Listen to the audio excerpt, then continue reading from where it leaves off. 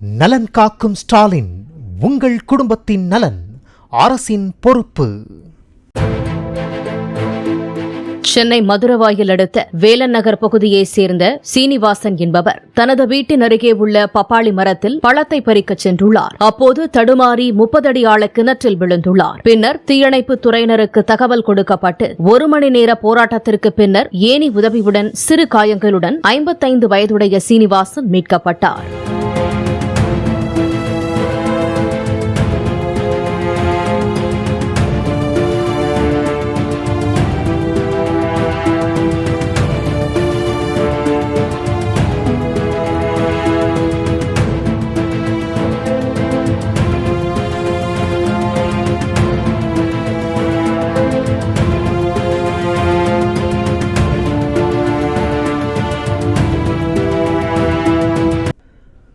நலன் காக்கும் ஸ்டாலின், உங்கள் குடும்பத்தின் நலன் அரசின் பொறுப்பு.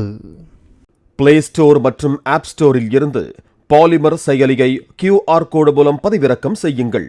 செய்திகளை உடனுக்குடன் பெறுங்கள்.